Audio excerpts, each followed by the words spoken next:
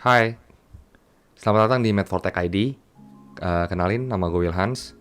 Dan hari ini gue mau review sebuah speaker. Oke, sedikit cerita, belakangan ini gue memang lagi cari speaker yang ukurannya nggak terlalu gede, tapi bukan speaker portable juga. Dan yang pastinya cocok untuk tema setup di belakang gue ini. Dan akhirnya setelah gue ngelakuin compare-compare dan beberapa riset, pilihan gue jatuh pada speaker Edifier, yaitu Edifier R1280 DBS. Nah, sebelum kita masuk ke pembahasannya, kita lihat dulu yuk apa aja yang kita dapetin di paket penjualannya. Oke, yang pertama kita dapat buku panduan,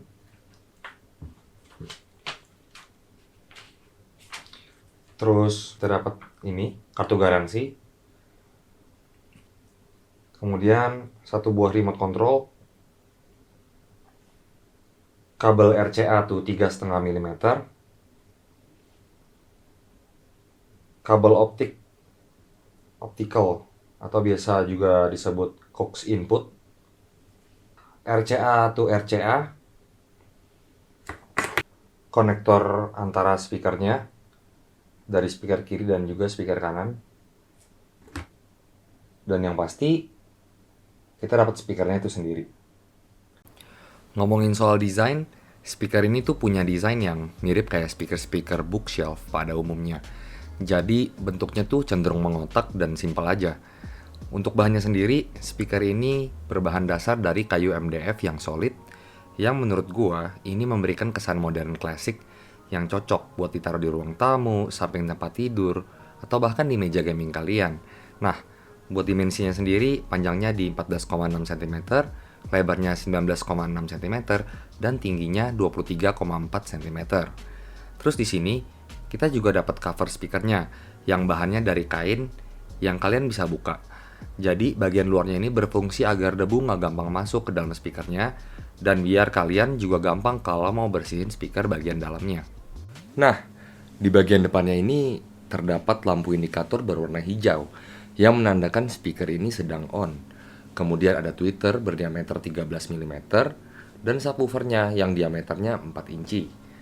Frekuensi respon dari speaker ini ada di 51 Hz hingga 20 kHz. Di bagian samping dari speaker aktif ini, kita juga bisa lihat ada tombol knob yang fungsinya macam-macam. Mulai dari naik turunin volume, atur treble, dan bassnya itu juga bisa dari sini. Tinggal kita putar-putar aja.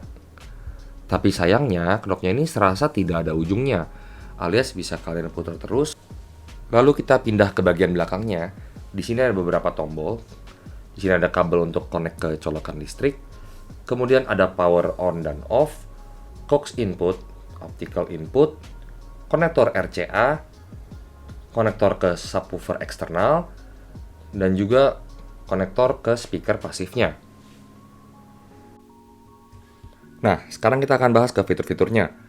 Fitur yang pertama, speaker ini udah dilengkapi dengan Bluetooth versi 5.0 yang udah di-upgrade jika dibandingkan dengan versi sebelumnya yang masih menggunakan Bluetooth 4.0.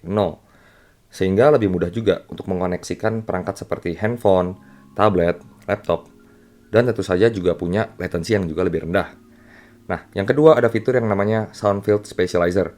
Ya, fitur ini tuh mensimulasikan soundstage yang lebih besar dengan satu sentuhan tombol. Fitur ini menciptakan suara yang luas dengan mengoptimalkan setiap channel, dengan cara mengirimkan sinyal yang berlawanan untuk menghilangkan gangguannya dan juga meningkatkan separasi. Oh iya, fitur lain yang gak kalah penting, kita juga dapat remote di paket penjualannya, yang fungsinya untuk kontrol speaker ini biar lebih gampang. Mulai dari mati nyalain speaker, gede kecilin volume, nyalain Bluetooth, ganti track, play pause.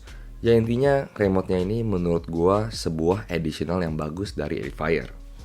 Nah, ngomongin soal suara, ini adalah bagian yang paling subjektif. Karena yang namanya musik itu kan kembali lagi ke soal selera. Ada yang demennya balance, ada yang demennya lebih ke vokal, lebih ke bass, macam-macam. Tapi gue dari awal tuh emang nyari speaker bukan yang tipenya ngebass banget. Karena mostly lagu-lagu yang gue dengerin tiap hari itu lebih yang nonjol ke treble atau ke vokalnya. Tapi bukan berarti speaker ini nggak bisa kalian rasain bassnya sama sekali. Oke, mendingan langsung aja deh kita dengerin aja sound testnya kayak apa.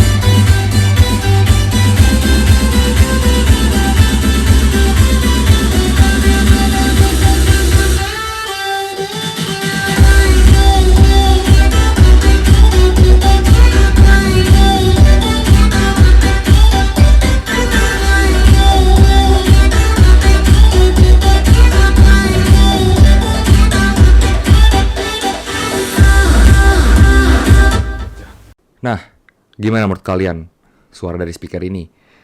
By the way, perekaman tadi gue cuma rekam pakai mikrofon yang ada di sini tanpa gue edit-edit lagi. Menurut gue, sebagai seseorang yang bukan audio expert, suara yang dihasilkan dari speaker ini cukup jernih dan juga bersih. Vokalnya terasa, instrumen dan juga vokalnya itu juga separasinya bisa terdengar dengan baik. Speaker ini juga cenderung minim banget untuk noise-nya. Sesekali gue juga coba dengerin lagu yang bergenre agak ngebas-ngebas gitu. Dan menurut gue masih bisa terasa kok bass dari speaker ini, meskipun bukan yang panci-panci banget. Oke, sekarang kita masuk ke kesimpulannya. Menurut gue dengan harga di bawah 2 juta, yang lebih tepatnya 1,7 jutaan, speaker ini menawarkan fitur dan juga spesifikasi yang worth the penny banget. Gimana enggak? Kalian dapatin suara yang jernih, bersih, dan juga punya soundstage yang luas. Kalau kita bicara kekurangannya, mungkin cuma di bagian bassnya aja yang kurang nendang. Jadi kalau kalian adalah seorang basshead, mungkin speaker ini kurang cocok buat kalian. Oh iya, speaker ini gue beli di toko officialnya Edifier Indonesia, yang nanti linknya akan gue taruh di kolom deskripsi di bawah. Ya udah, segitu aja video review kita hari ini. Kalau kalian suka dengan video ini, boleh kasih like, komen, dan juga subscribe-nya. Jangan lupa juga untuk di-share ke teman-teman kalian. Mungkin mereka lagi cari speaker, dan video ini bisa jadi referensi buat mereka. Ya udah, segitu aja. Sampai jumpa di video selanjutnya. Bye-bye.